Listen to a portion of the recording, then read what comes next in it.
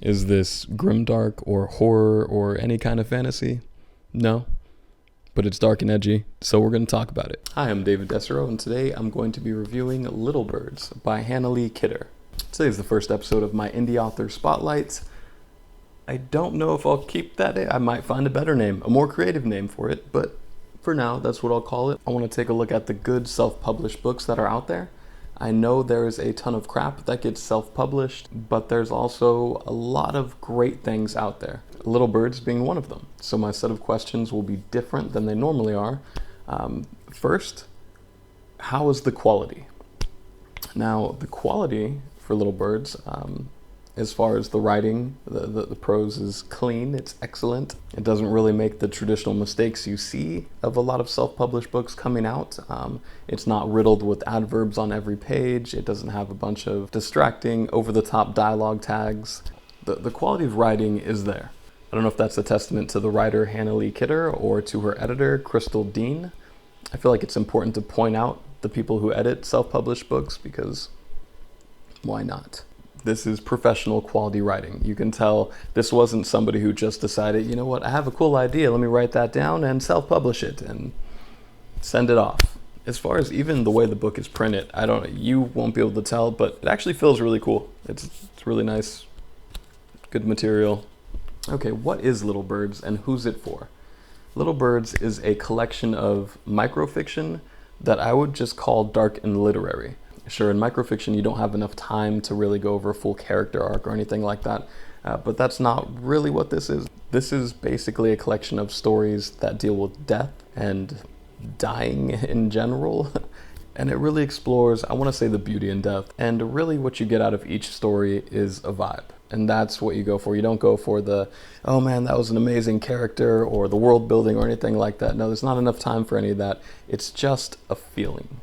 It's a collection of feelings, and it's generally one kind of feeling, but that's what this is for. If you like darker fiction, like I said, it explores death, and it talks about that a lot. Most of its stories mention it in some way, and normally I review books that have like werewolves and dragons and all sorts of fantasy and horror.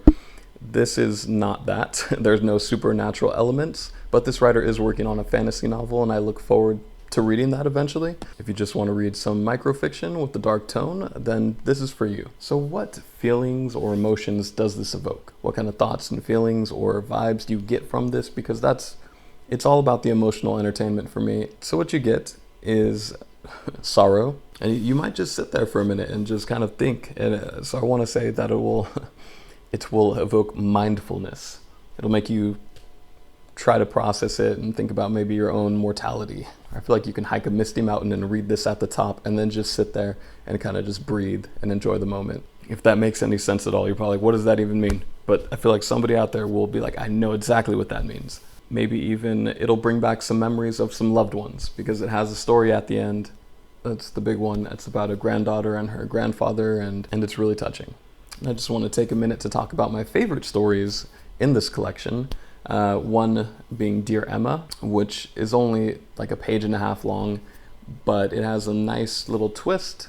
I shouldn't call it nice. It's not a nice twist. It's, I guess you could probably see where it goes because it's only a page and a half, but there's an interesting twist to it. The longest story is actually called Cane Sprouts, and that one is about a granddaughter going to visit her grandfather. They just try to go fishing, basically, at some point. Like, it's a really touching story, and it'll make you cry at the end. So, so that's, is that a good thing? It'll make you feel something, so I always feel like that's a good thing. And as far as the rating goes, for what kind of collection this is, I got everything I wanted out of it, so I have to rate it 5 out of 5 stars. I expected a certain vibe, and I got that, and I'm glad I picked it up. I will definitely be reading more of Hannah Lee Kidder's work. I know she has another collection of microfiction coming out. I think it's called Stardust. I think that one might have supernatural elements. I'm not totally sure. I'll have to look into it. But then, like I said, she is working on a fantasy novel, and she has a YouTube channel where she talks about the craft of writing itself. That's really good. Any writers, I highly recommend you check that out. I'll also put that in the links down below. 5 out of 5 stars. It's great. and it's self-published. Go check it out. Until next time, later.